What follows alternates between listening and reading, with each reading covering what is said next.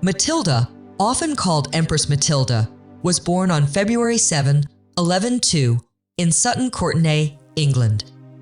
She was the daughter of King Henry I of England and Matilda of Scotland.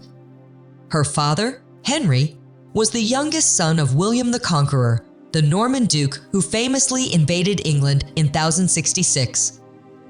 Matilda's mother was the daughter of King Malcolm III of Scotland and Queen Margaret, an Anglo-Saxon princess.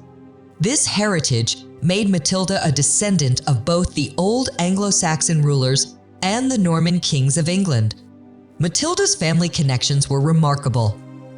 She had one full brother, William Adelin, born after her, who became the heir to the throne. Despite her father having many illegitimate children, Matilda and William were the only legitimate offspring, giving her a potential claim to the throne if something happened to her brother. However, her path to power was fraught with challenges, as female rulers were not widely accepted at the time. Matilda's early years were shaped by the complex politics of medieval Europe. Her father ruled a relatively unified England, but also held power in Normandy and influenced neighboring regions. This divided political landscape across Europe would play a significant role in Matilda's life. From her lineage to her upbringing, every aspect of her early life positioned her to navigate the intricate web of alliances, rivalries, and succession conflicts that defined her era. Matilda was born into a family with a rich and powerful heritage. Her father, King Henry I, was a son of William the Conqueror, who famously claimed England in 1066. Her mother, Matilda of Scotland, was a Scottish princess and the daughter of King Malcolm III and Queen Margaret, a descendant of Anglo-Saxon royalty. This impressive ancestry made Matilda a connection point between the Norman rulers, Scottish kings, and the earlier Anglo-Saxon monarchs of England. Matilda's parents, Henry and Matilda, had only two legitimate children, Matilda and her younger brother, William Adelin. As the male heir, William was expected to succeed their father, but Matilda was the next in line if anything happened to him. Despite this, her role as a possible ruler was complicated by societal expectations that rulers should be strong military leaders, a role women were rarely trusted to fill at the time. Growing up, Matilda lived in a court that frequently traveled between England and northern France. Her family's territories spanned England and parts of Normandy, making her childhood a blend of English and French influences. She was surrounded by her numerous illegitimate half-siblings and cousins, and her early education included instruction from learned figures such as Anselm, the Archbishop of Canterbury. These formative years gave Matilda insight into the political, cultural, and military challenges she would later face as she navigated the turbulent world of medieval Europe. At just 8 years old, Matilda's life took a significant turn when her father arranged her betrothal to Henry V, the Holy Roman Emperor. This alliance was a strategic move, aligning Matilda with one of the most powerful figures in Europe. In 1110, she was sent to Germany to learn the culture and language, preparing her for her future role. Despite the 20-year age gap between them, their marriage, which took place in 1114 when Matilda was only 11, was a pivotal moment in her life. As the Holy Roman Empress, Matilda was thrust into a complex political landscape. Her husband, Henry V, was engaged in conflicts with the papacy, particularly over control of northern Italy. These disputes, part of the investiture controversy, were rooted in questions about whether the emperor or the pope held the authority to appoint bishops. Matilda accompanied Henry on his campaigns, including an attempt to seize Rome itself. By the time she was in her mid-teens, Matilda had begun participating in government councils and advising on political matters. In 1117, she took on a more active role, claiming the title of Empress during a military campaign in Italy.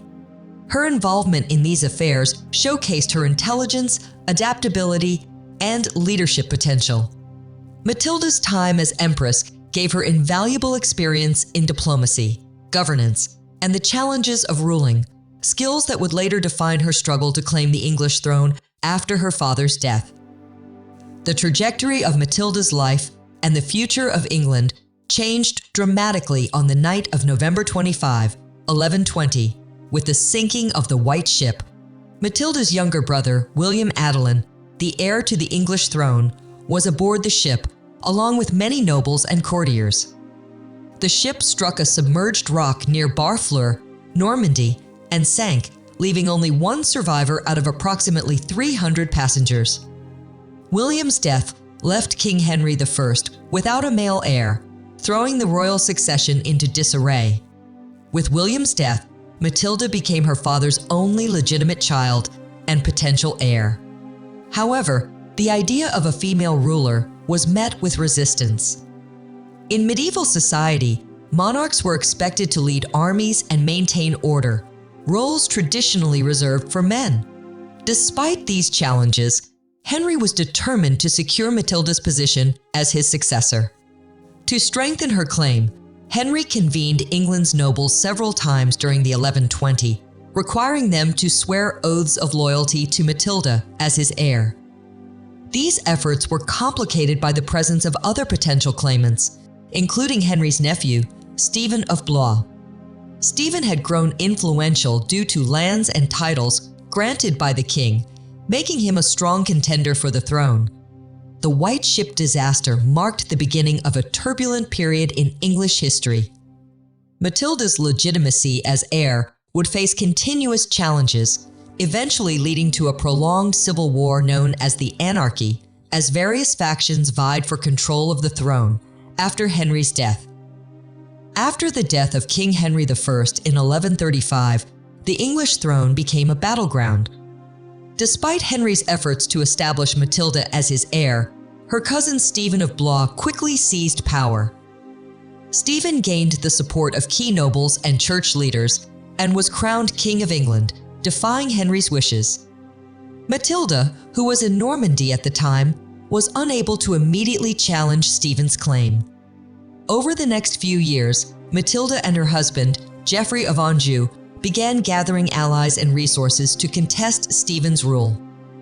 In 1139, Matilda landed in England with an army, marking the start of a civil war known as the Anarchy. The conflict divided the kingdom, with Matilda's forces controlling much of the West Country and Stephen's supporters holding London and the southeast. In 1141, Matilda achieved a significant victory when her forces captured Stephen at the Battle of Lincoln. She moved swiftly to claim the throne, adopting the title Lady of the English. However, her success was short-lived. Matilda's inability to win widespread support, combined with her perceived arrogance, alienated many nobles. A counterattack led by Stephen's wife forced Matilda to release Stephen in exchange for her half-brother, Robert of Gloucester, who had been captured. The anarchy continued for years, with neither side able to secure a decisive victory. Matilda's determination to claim her rightful place on the throne showcased her resilience, but the prolonged conflict devastated England, leaving a legacy of division and hardship.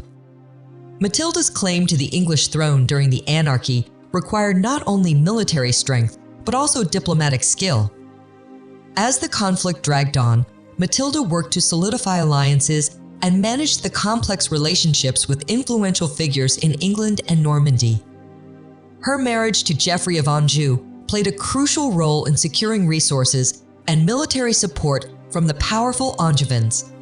Geoffrey's control over Normandy and other French territories bolstered Matilda's position, despite his unpopularity among some English nobles. Matilda's diplomatic efforts extended to leveraging relationships with the church. She gained the support of some key clergy members, such as her half-brother Robert of Gloucester, a staunch ally, and others who were disillusioned with Stephen's reign. These alliances allowed her to challenge Stephen's legitimacy and maintain the loyalty of her followers during critical moments.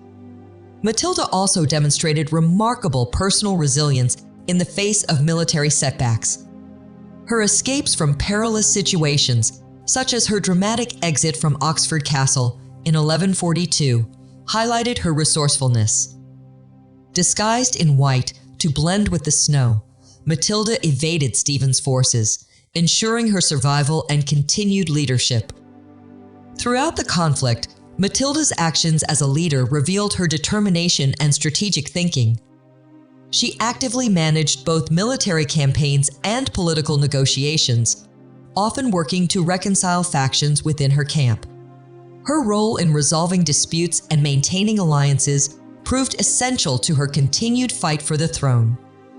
Matilda's ability to navigate the intricate web of medieval diplomacy and warfare ensured that her claim to the English crown remained a potent force, even in the face of considerable opposition. Her leadership laid the groundwork for the eventual rise of her son, Henry, as King Henry II of England. As the anarchy drew to a close, Matilda's role shifted from military leader to advisor and patron. After the Treaty of Wallingford in 1153, which recognized her son Henry as the heir to the English throne, Matilda focused on ensuring a smooth transition of power. When King Stephen died in 1154, Henry became King Henry II, marking the start of the Angevin Empire. Although Matilda never ruled as queen, her efforts had secured her family's legacy. Matilda spent her later years in Normandy, where she acted as a trusted advisor to her son. Their correspondence reveals that she continued to influence major political decisions, including disputes with the church and foreign policy. One notable example was her counsel during Henry's conflict with Thomas Becket, the Archbishop of Canterbury. Matilda urged Henry to seek reconciliation, though her advice was ultimately ignored. In addition to her political influence, Matilda became a prominent patron of the church. She supported religious institutions such as the Abbey of Bec and Bordesley Abbey, funding their expansion and reforms. Her patronage reflected her genuine commitment to the church and its role in society, as well as her strategic understanding of its political importance. Matilda passed away on September 10, 1167, in Rouen, Normandy. She was buried at the Abbey of Bec, where her tomb bore the epitaph, "Great by birth, greater by marriage, greatest in her offspring."